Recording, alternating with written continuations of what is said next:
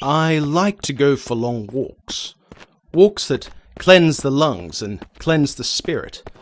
This walk, though, has particular meaning for me, and it's a pilgrimage I make every year at this time.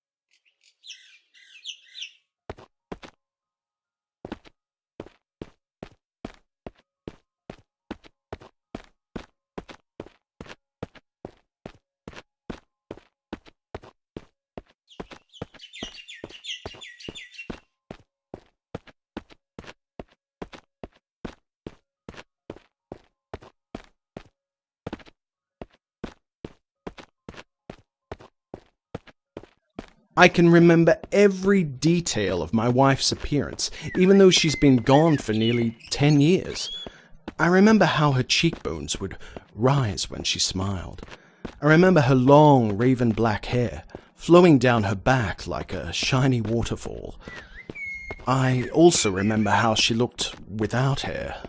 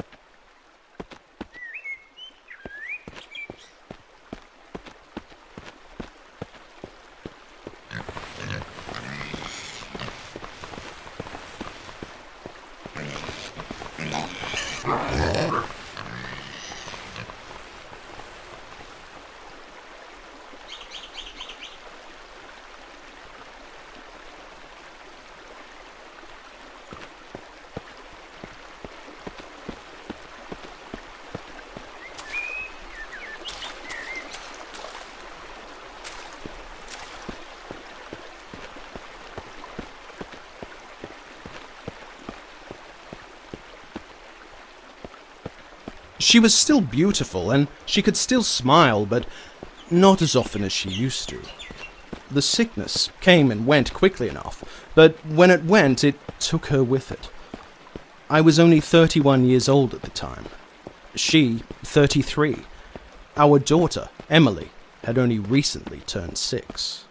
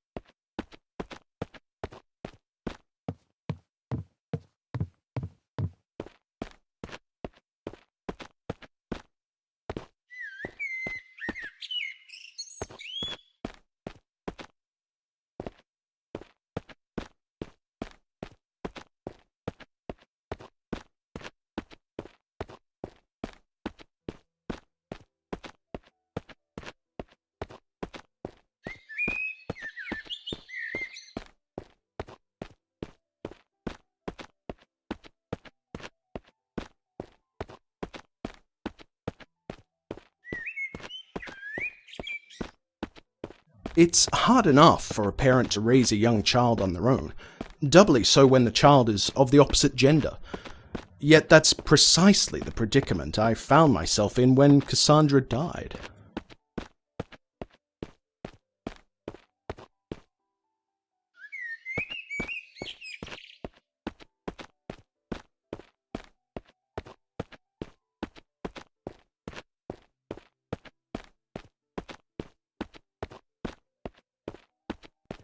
By all means, both sets of grandparents did their best to help out, but my pride dictated that I could only ask so much of them.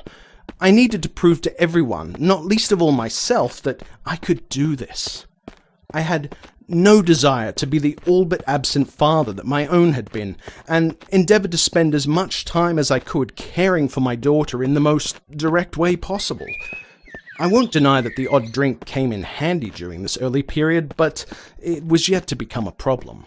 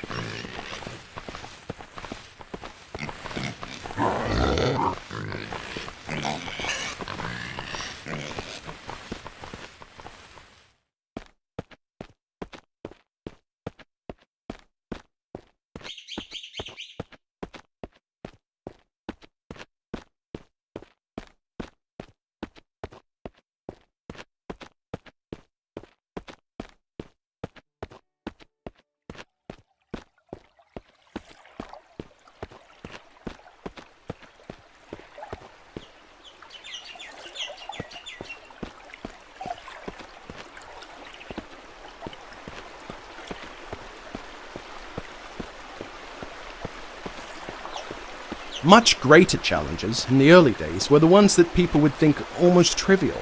Ensuring my daughter was safe when she used public restrooms and that she cleaned herself properly when she was in the bathtub. Responsibilities that would normally fall upon the female parent, when there is one. Emily was still very young at the time, of course, but old enough to feel awkward that her father was checking in on her during her more private moments. There's no denying that the presence of a woman would have alleviated much of the burden cast suddenly upon both of our lives.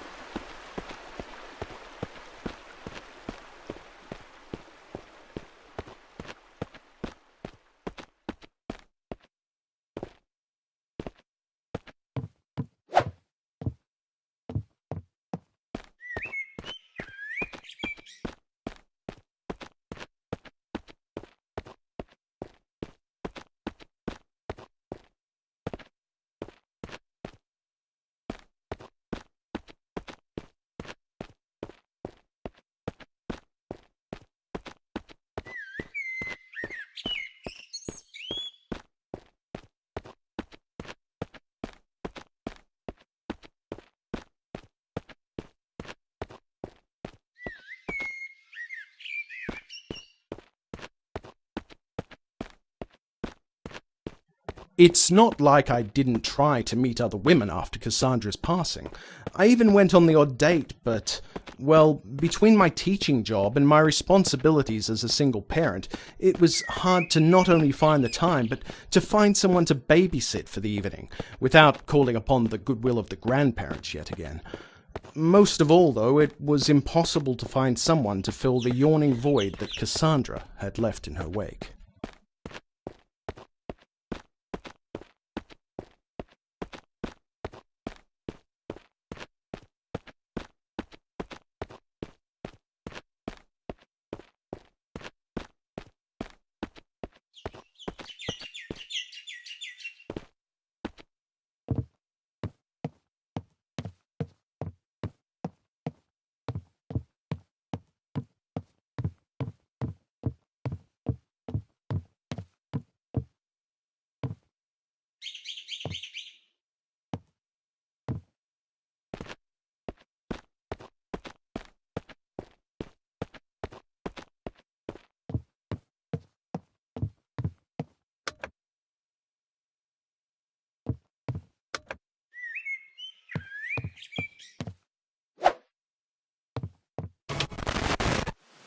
I never asked you to be alone, my sweet. You'd have had my blessing if you had found someone else. All I would have asked was that she be a good mother to Emily.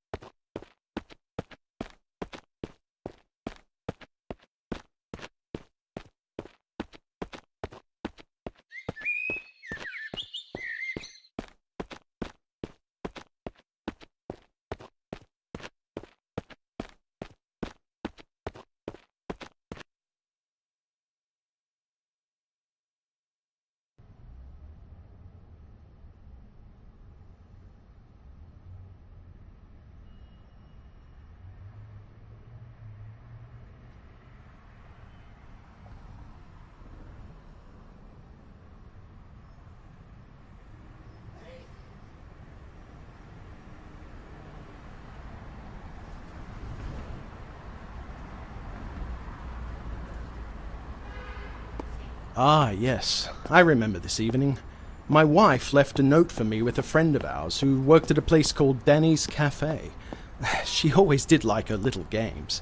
We had a lot of good times in this district, made a lot of good friends, enjoyed a lot of good meals, but there are unfortunately other memories which I associate with this place.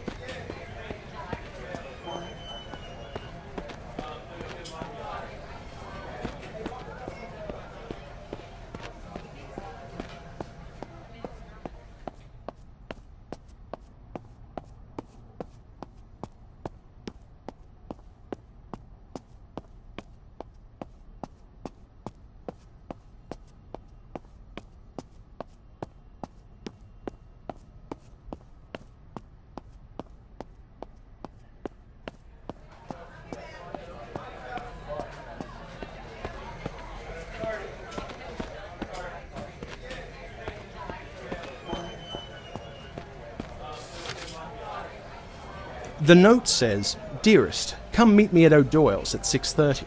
Oh, but one small favour along the way. Emily says she left Kiri in the playground. You know how upset she gets without her bunny rabbit." Oh dear. Still, I guess I'm not one to judge. I've been known to get a bit negligent from time to time myself.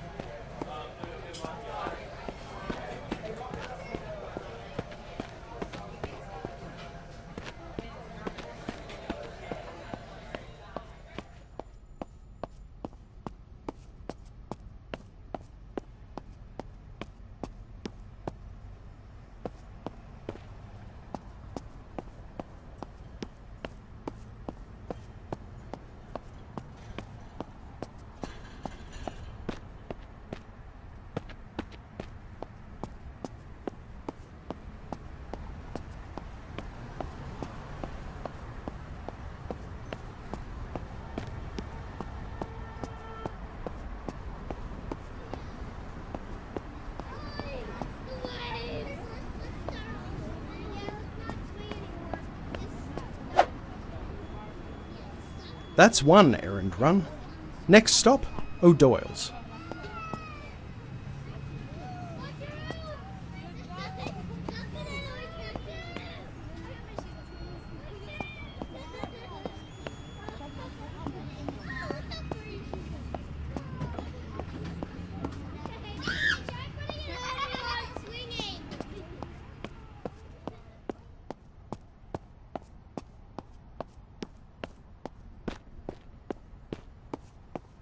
Ah, the aromas of this district, the delectable scent of recently roasted coffee beans, freshly cut cake, and all manner of chocolatey delights. Truly a gastronome's paradise.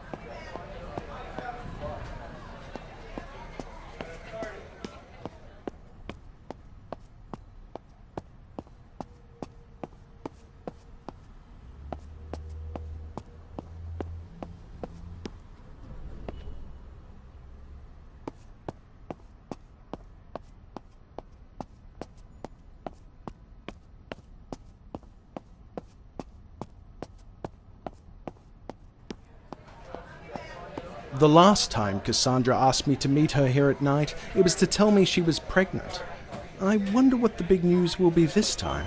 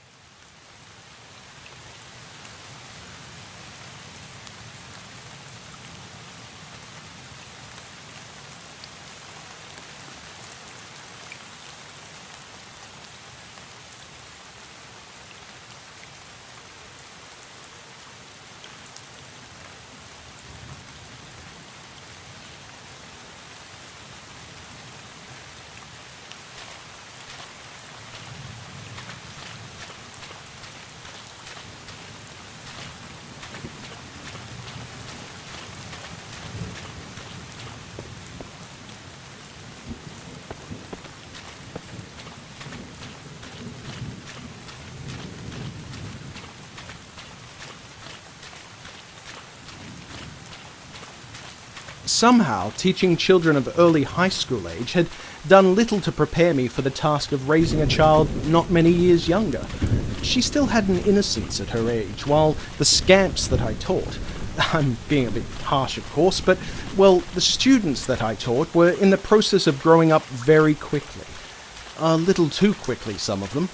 I sincerely hoped that my Emily wouldn't be quite so precocious by the time she was that age.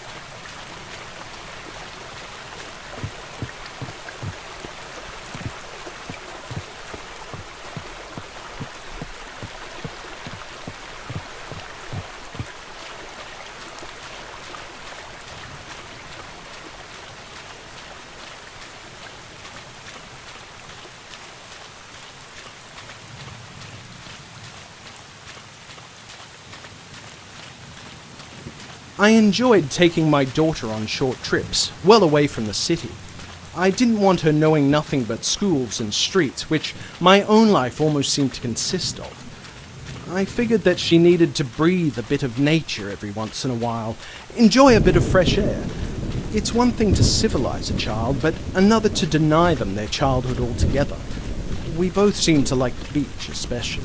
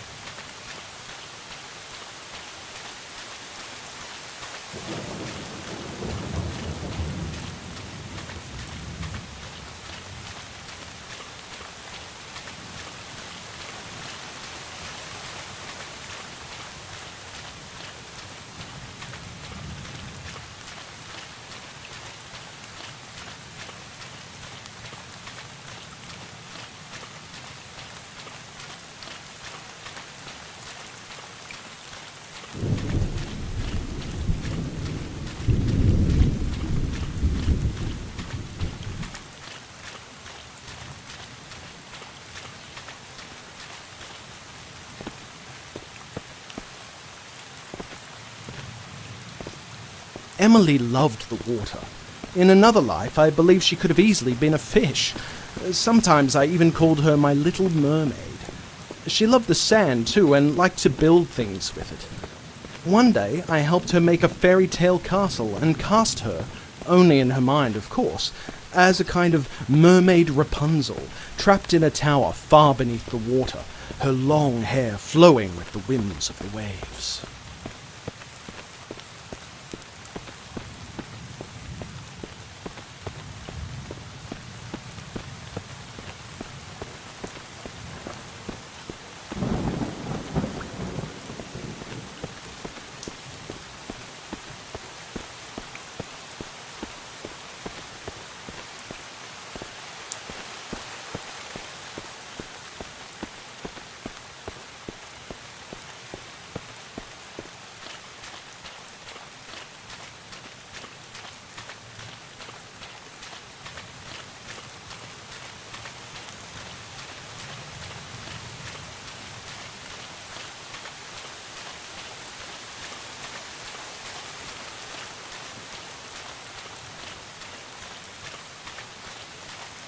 "Would you be my prince and come to save me, Daddy?" she asked. "No, sweetie, that will be another man. We just don't know who yet, but one day your prince will come." I further hoped to myself, and only to myself, that the man in question wouldn't merely break her heart. I wished nothing more for her than to find the happily ever after that eludes so many others.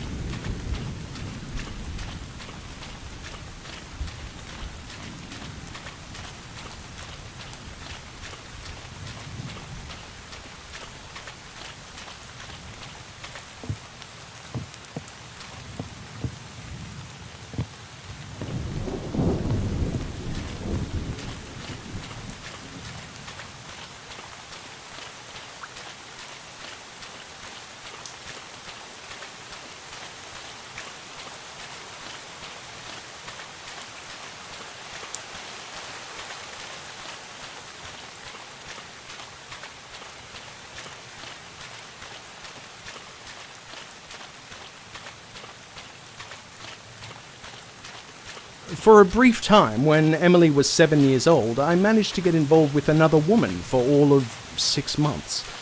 Another teacher at the same high school. When that ended, we did our best to go back to just being friends and colleagues, but it wasn't long before the woman in question happened to find herself a job at another school. I never knew whether I was the primary cause for her leaving, but knew that it was probably for the best. She only met Emily once. I don't think Emily liked her very much. Yes, it was probably for the best.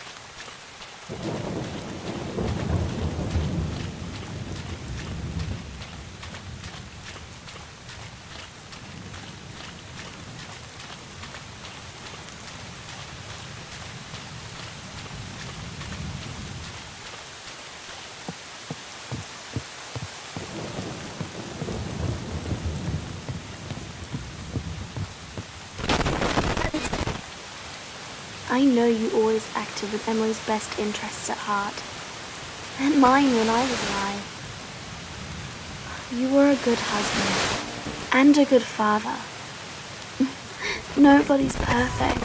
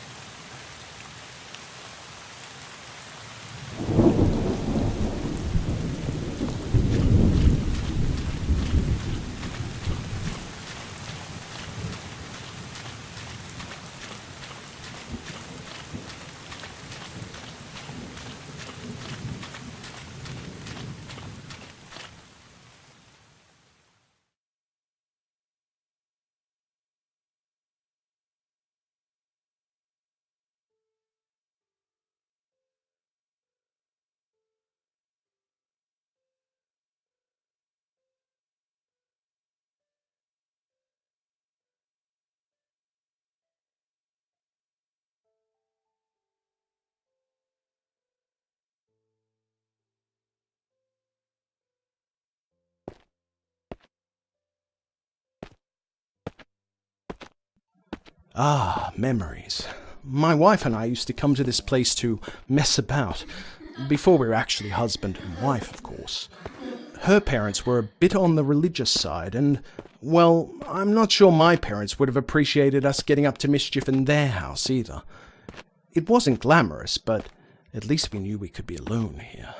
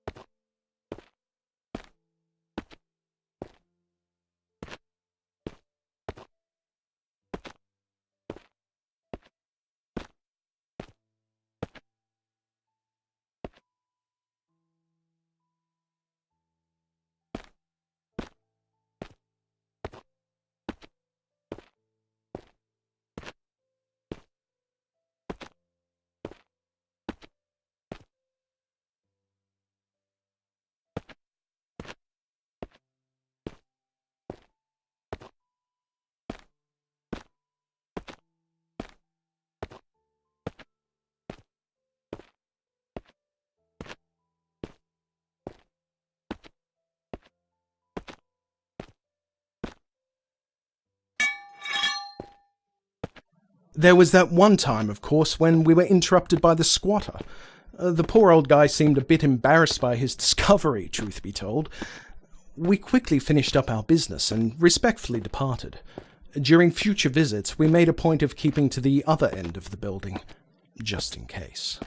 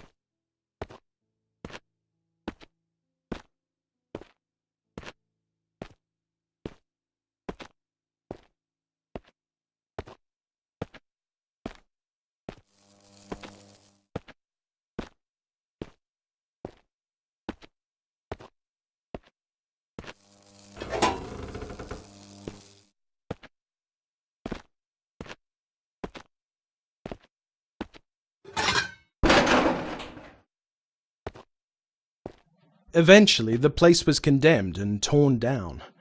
It was no great skin off our knees, given that we'd already moved on, but I always wondered about that homeless man. I certainly hope he wasn't inside the building on the demolition day. He'd be long gone by now, either way.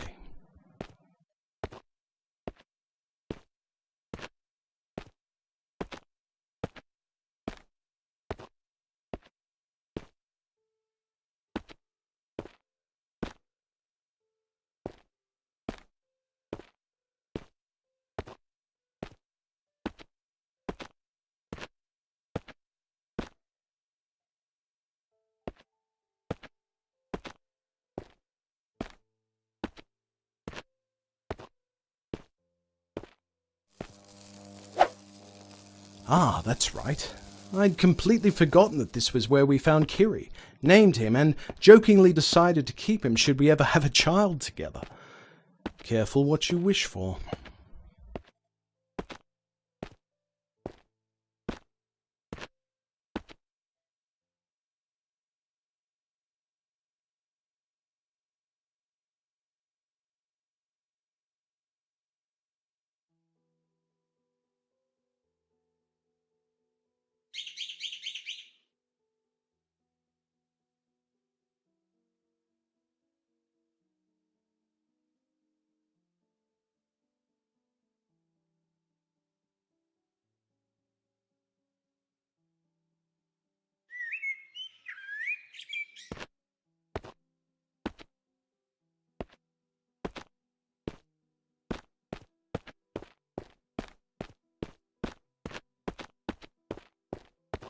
There was one resounding consequence to the breakup with the other teacher.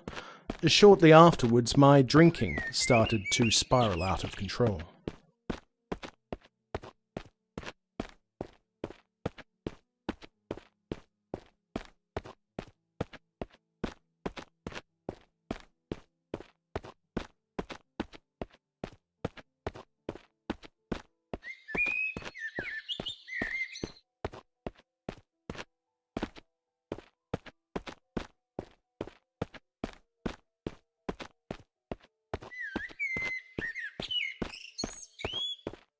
Perhaps it shouldn't have come as a surprise. My father had been something of a drinker when I was young, though he did manage to reduce his intake by the time I left home, thanks to the numerous threats of divorce from my mother. The irony wasn't lost on me. My father partially conquered his alcoholism to keep a woman in his life, while losing 2 women in my own only drew me closer to the demon drink.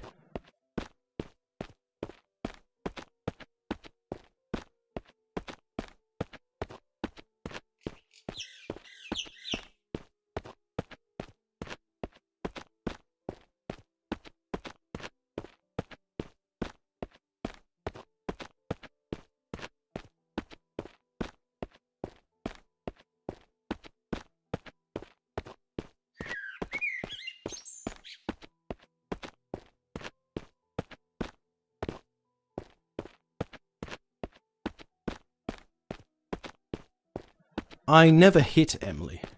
Not before the drink, and not after. It just didn't affect me that way.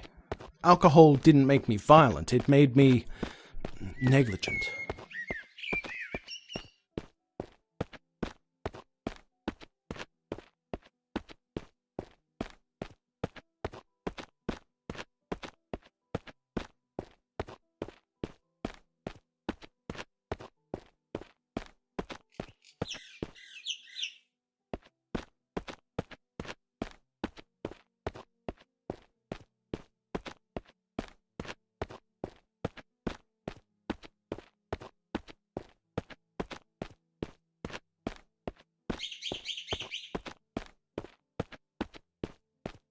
Which isn't to say that I wasn't known for my occasional bouts of verbal aggression. That much I can't deny, and I probably raised my voice to Emily more often than I should have. I certainly recall at least one occasion when I reduced her to tears, and there were probably other occasions that I simply can't remember. But I never hurt her physically. That much I'm certain of. That just wasn't who I was or who I am today. I might be a weak man, but I'm not a total coward.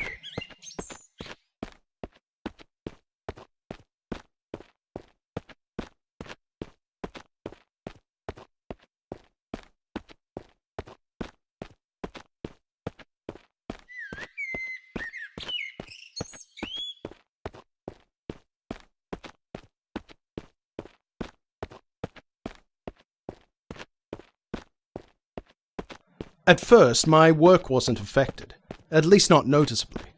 As the months progressed, however, I found myself substituting the water in my plastic bottle for vodka. Only sometimes, on especially hard days, and only a partially full bottle. No one ever knew, of course, though my work performance was questioned on 1 or 2 occasions.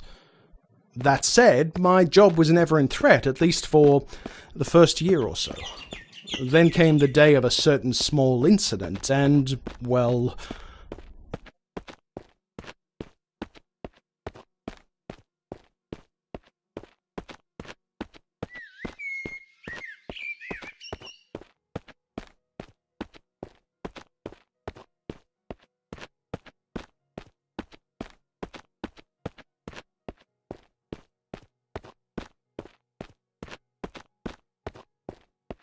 I wasn't violent towards the boy. Again, that just wasn't my style, sober or otherwise. But I definitely raised my voice at him and demanded that he leave my classroom and never darken my doorstep again. I might have even sworn at him. The official report certainly claims that I did.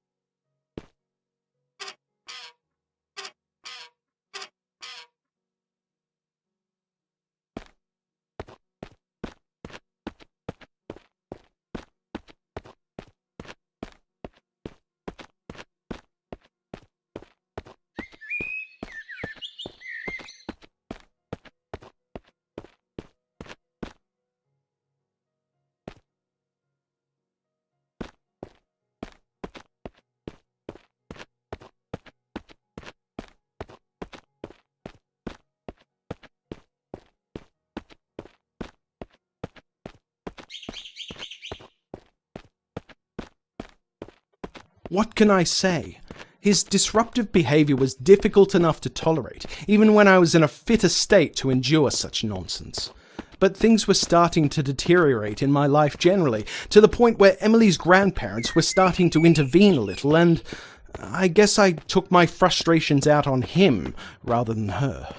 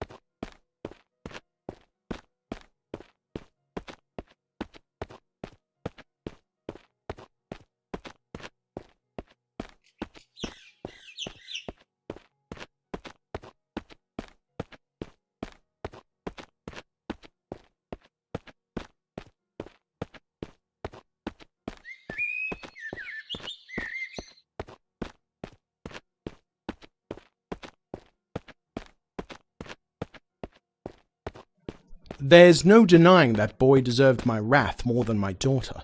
I was put on suspension since I hardly had a history of these things.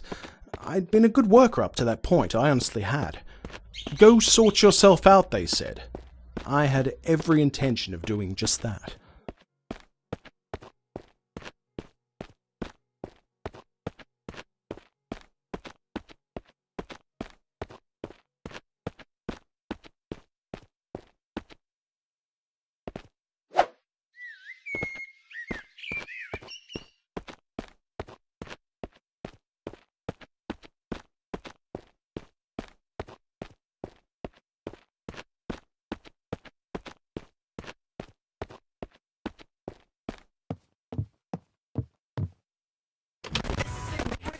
Darling, you can't keep blaming yourself for what happened. Not to me, and me.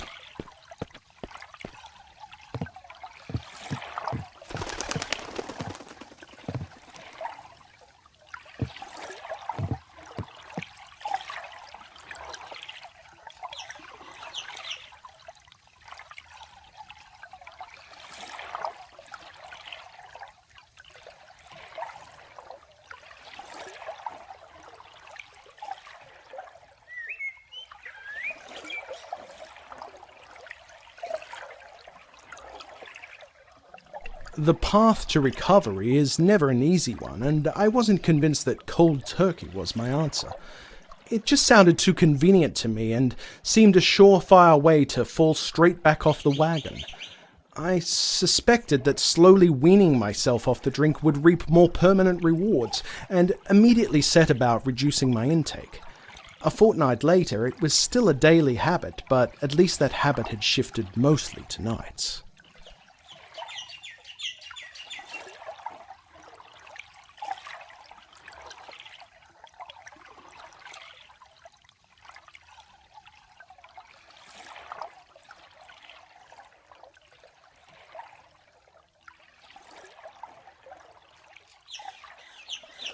After talking Emily's grandparents around, convincing them this was the first step on my road to recovery, I soon organised a trip to one of our favourite beaches, a retreat we'd been to a couple of times before. It would be a week's trip, during her school holidays, away from the stresses of both our lives. Emily was happy, especially after I explained to her that this was Daddy's chance to get better. At the very least, that was the plan.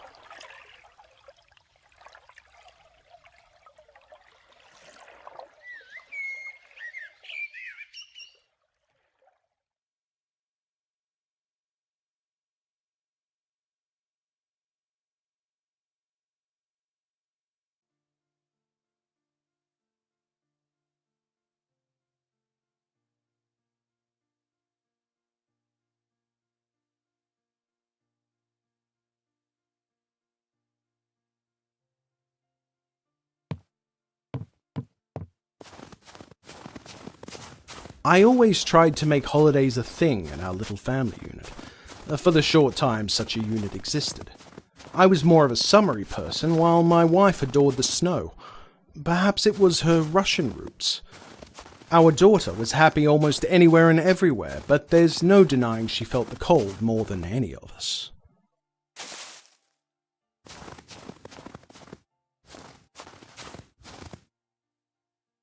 Daddy, Kiri's shivering.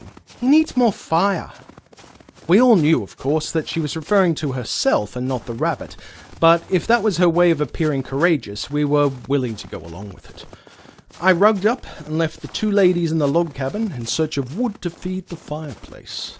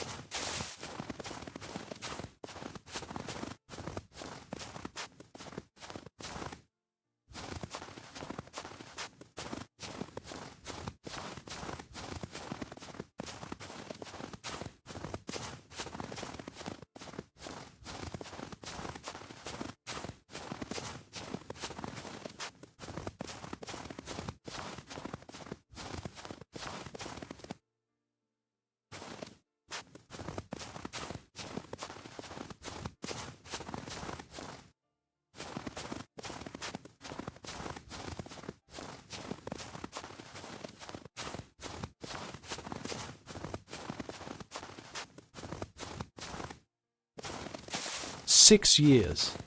That's all the time we had together. All three of us. All the time that Emily had to get to know her mother.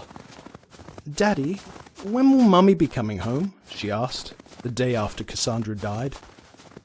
I opened my mouth to answer, but all that came from my throat was an impotent choking sound. Tears were quick to follow.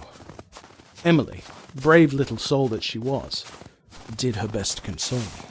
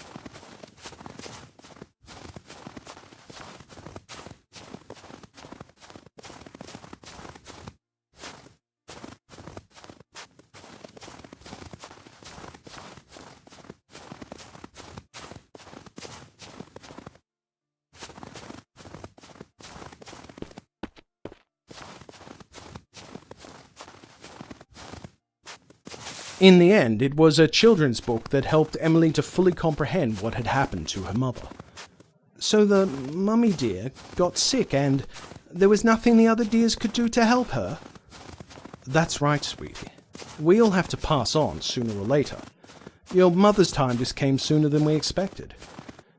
It was in that moment that I understood why families bought pets with short life expectancies, like goldfish and guinea pigs. Emily had little concept of death up until that point.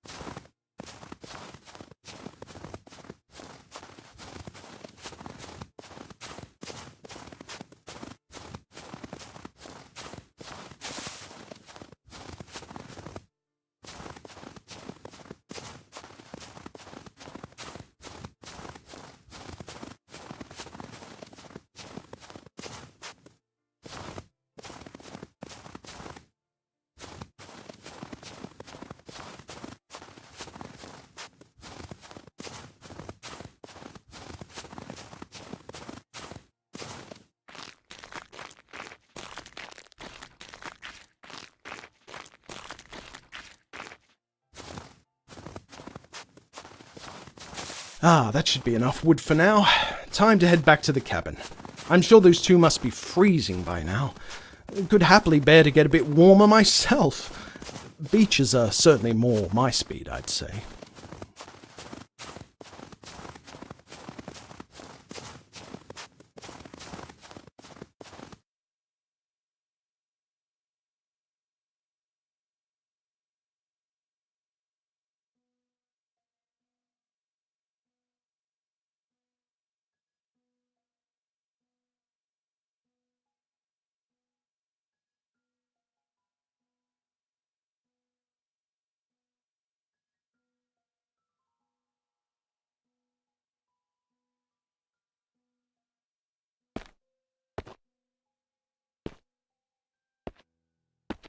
Things went swimmingly for the first few days of the beachside trip, no bad puns intended, and Emily was enjoying every minute of it. Sometimes I worried that I may have created a slight loner of a kid, given how happy she was to play by herself, how proficient she was at finding her own entertainment.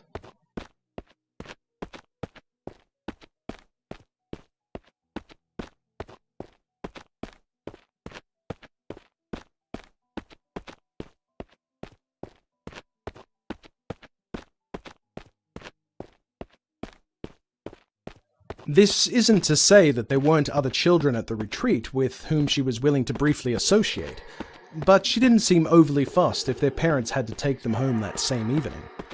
She was happy either way. I guess I shouldn't have been surprised, given that she was an only child, and that she was no stranger to the idea that people might temporarily inhabit her life, only to depart shortly afterward. Perhaps I'd raised her a little too well in that department.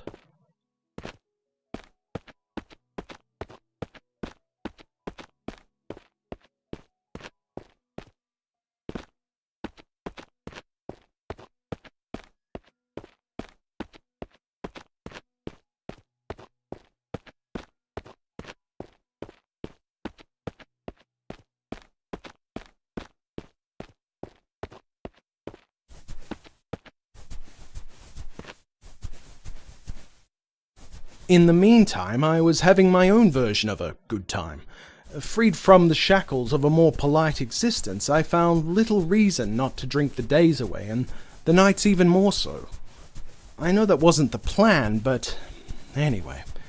I met some new friends, and even made the acquaintance of a very lovely, very single woman 5 years my junior.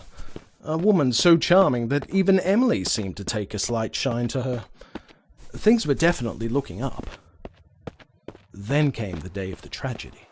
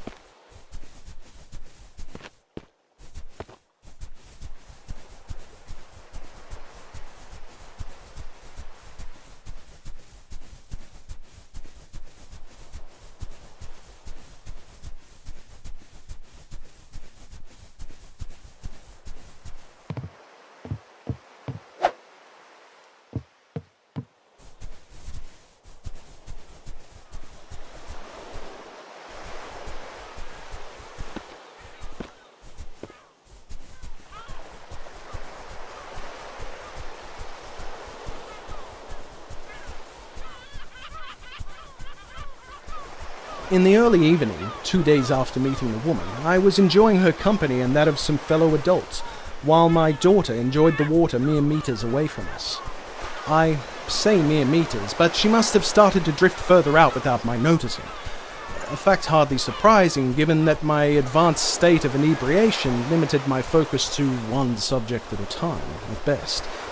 And given that the woman was the greater novelty of the moment, she was the one stealing the bulk of my attention at the time. This attention was quickly divided, however, when I heard my daughter scream.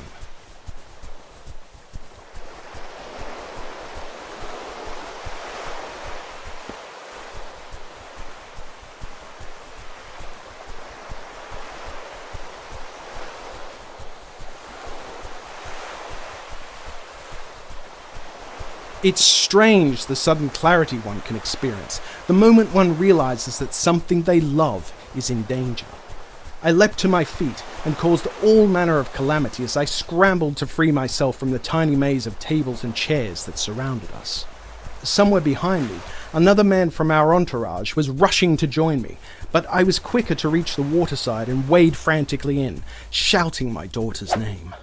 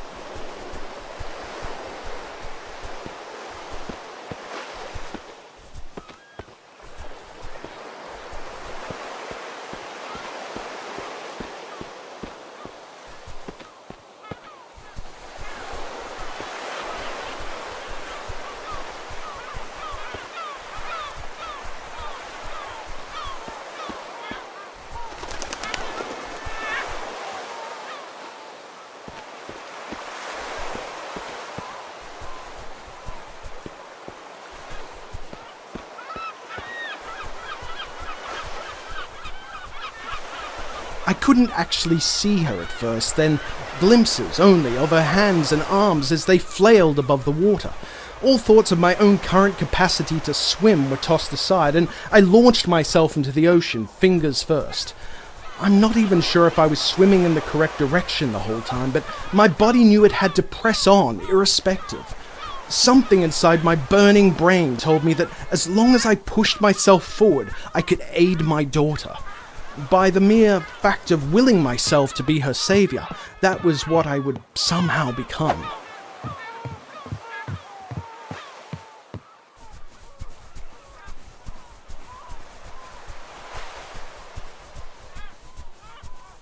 Her body was never found. Mine somehow made its way back to the beach before collapsing, face down, so I'm told, into unconsciousness.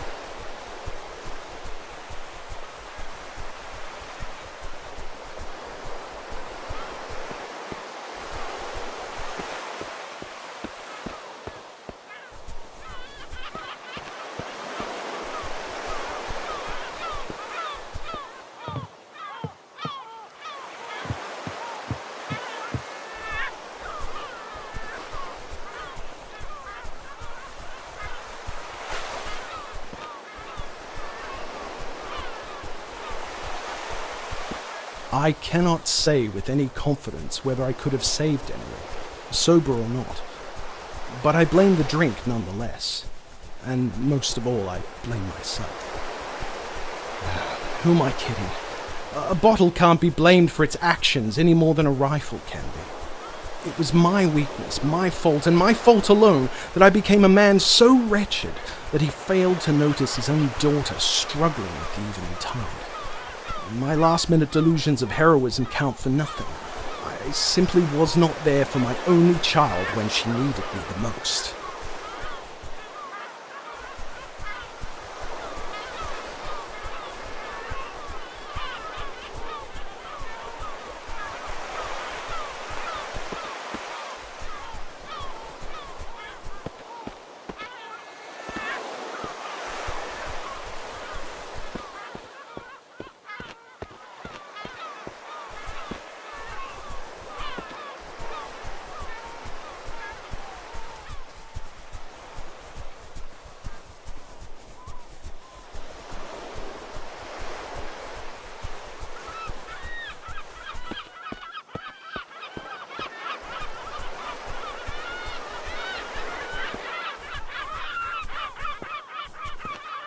Can I tell myself I was a good father? No, but I did try, more than my own father ever did. That said, the acorn doesn't fall far from the tree, and I can't deny the blood that runs through my veins. But I've punished myself plenty, and I've improved my ways. I don't drink anymore, and every year I make this pilgrimage to prove this fact to my daughter.